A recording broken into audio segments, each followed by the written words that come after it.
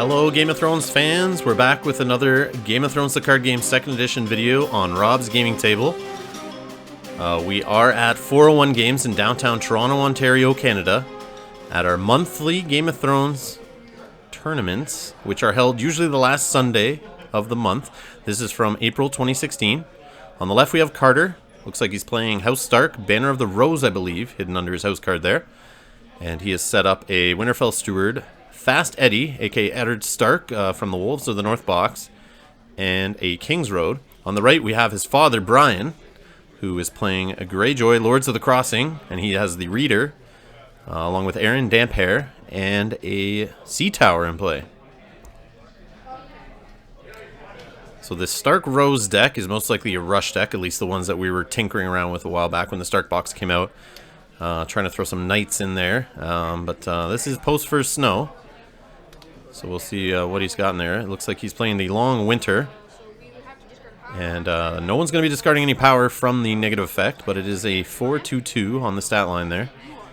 And it looks like Taxation is played on Brian's side, the Greyjoy player. So maybe he has heavy in the limiteds in his deck. So he likes to start off with some good economy in play. And there is 2 limiteds played. So he does have 2 Sea Towers now and a Rose Road to start. So no problem playing out his cards now. And he's got an Iron Fleet Scout, which is going to cost him 0 gold. So he's still sitting on 5. And we hear Brian's son Carter there trolling him for playing Taxation in his deck.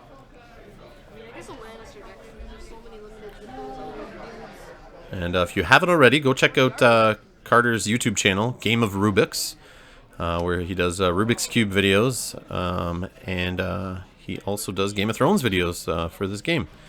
And you can see myself, Throne Runner, and other YouTubers on his channel, along with a lot of the same players in the meta. He usually brings his camera to a lot of the same events that I do, so you'll get another game or two out of the same events on his channel. I'll put the link in the description below to his YouTube channel. So go over there and check him out. So it looks like we have Balon in play and another, a Iron Islands Fishmonger. And on the Stark side, we've marshaled a Marjorie Tyrell and a Rose Road.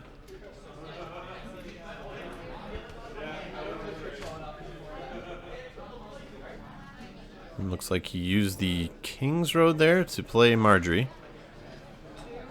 So we spent now 2 gold and to put an Arbor Knight in. And it looks like he's going to sit on 2 gold possibly.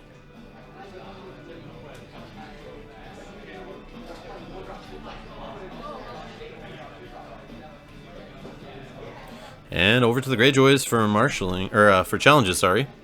And it looks like Aaron Damphair coming in with a power challenge for 2 strength. No defenders declared, so we'll have the Reader draw a card there. And no power to claim, but non-opposed power is gained, putting the Greyjoys up to 1 power.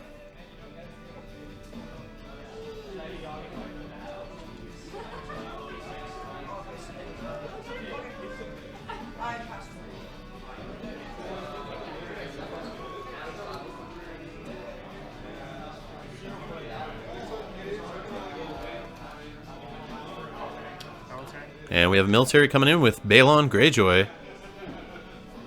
And we do have Eddard across the board, who is 6 strength. And we have Marjorie Tyrell, which basically says screw you, Balon, because she can give her +3 to whoever to make sure they can defend. And there we see the Iron Fleet Scout used to buff Balon. Yeah, I'm pretty sure he's 0 because he's at 7. No, once they meet, once they're higher.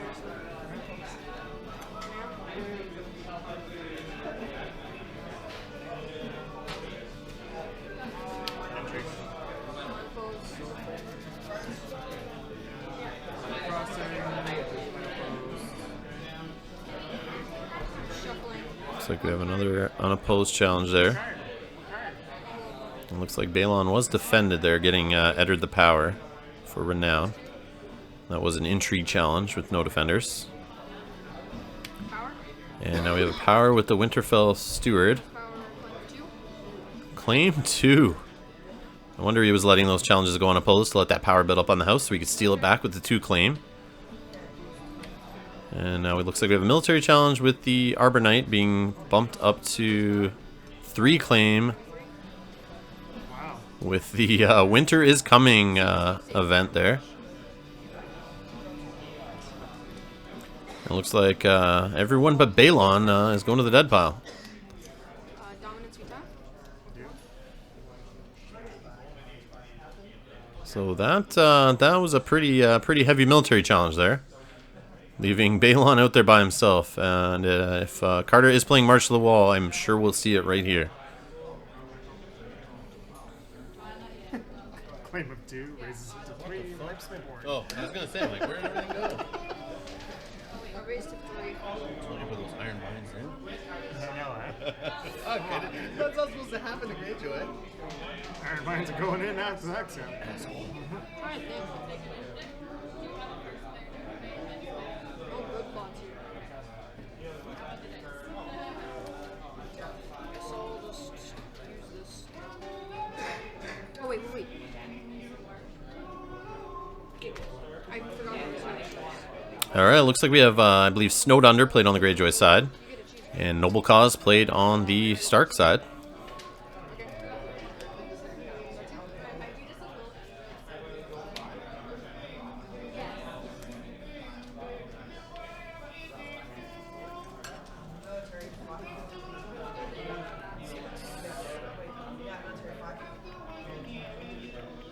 And it looks like the Greyjoys are going first. Hey, one. Oh, hold on. Sorry. Nail that. Alright, just do whatever you want. So we have Fish Whiskers put into play, which you usually see coming when that Winter Pot is played. And it looks like we have a Salty Navigator. Interesting deck. Interesting deck.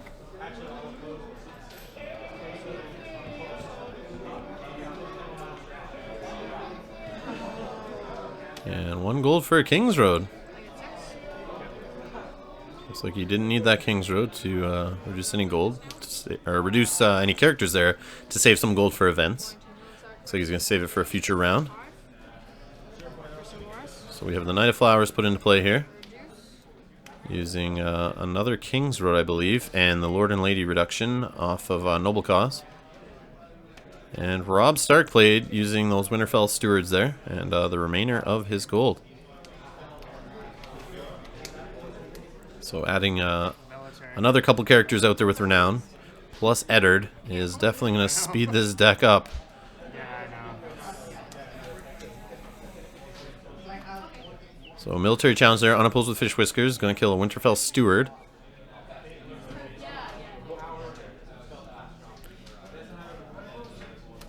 Power for 7. And power of 7 with Balon here. Not sure why. I would pretty much start getting in defensive mode once I see Rob Stark and Knight of Flowers played. I mean, there's not much you can do, but you don't want to also give them unopposed. So there's the unopposed intrigue, gaining him a power. And let's see here, we have a Great Kraken grabbed. So I'm not sure why the King's Road wasn't used there, so then he could play a Great Kraken. Seems a little silly to me. So poor choice on Brian's side there.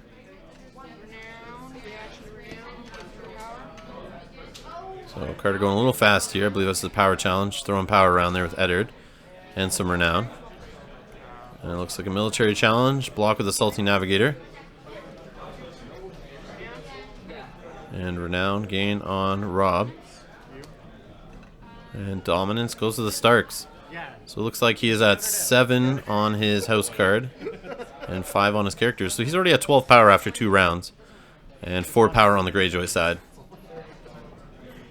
I've sort of gone to start. Now I want to get the start with I can't think of it. But I do want Yeah, definitely a little bananas seeing those King's Rows this early. Lets him get those bigger characters out faster. And it looks like he's playing Clash of Kings. 9 initiative. Probably trying to go first here. Also gain some extra off of power. But it looks like a Rise of the Tide. I think this is that event. It's going to give him +3 for initiative.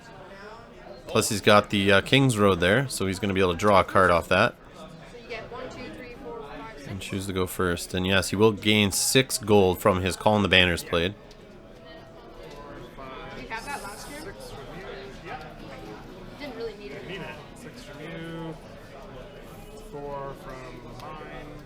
So these tournaments at 401 are usually 3, 4, maybe 5 rounds of Swiss. We don't usually do a cut. They're usually just involving a game night kit.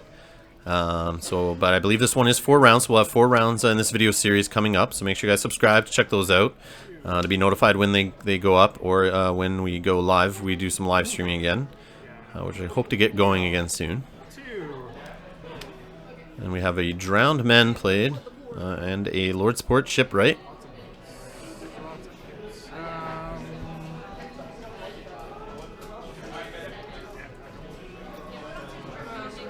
Do we need to win 3? 1, 2, 3, 4, 5. This round. We play this. Do you have an action? Sure. Your only entry deck on? Sure. So we have Lord Sport Shipwright kneeling the Stark Economy location there. Looks like the Greyjoys are sitting on 4 gold. Whatever, I'm putting them both there. So Tumblestone Knight played for 2, and a Hedge Knight played for 2. And the Hedge Knight is on, of course, due to the other knights being in play there. So he is +1 strength and a power icon. Pretty sure it's going to be Lady Santa's enough fucking I don't have any night. Oh, yeah. Just put it in. You have 4 knights sitting on the floor. I was like, And I got a shit out the knights. Of course he got it.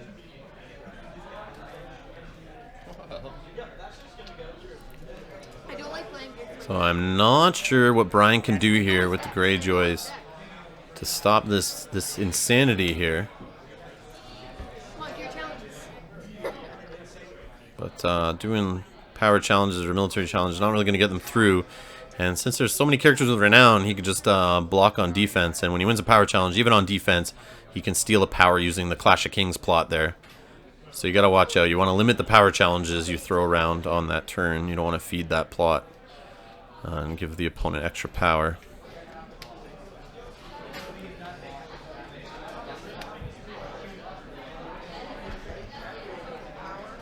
Let me see Brian taking his time here, trying to decide what to do. Nah, it's a good game. And it looks like he's just going to scoop. They just do a power challenge and yell both. And he realized, yeah, if he does a power challenge, just the renown will block and win. So he can't do anything. He's just going to have to take it. And Eddie throwing power around everyone there will win it. So congrats to Carter, for the win there. And yeah, using that Stark Rose Rush there to win. It looked like in turn 3. So stay tuned. We got another video coming up from this 401 Games Game Night Kit tournament. And remember, they do tournaments last Sunday of every month, so come by and check that out. And I appreciate all the support, guys. And make sure to leave comments below if you have anything to say. And we'll see you in the next video. And thanks for watching.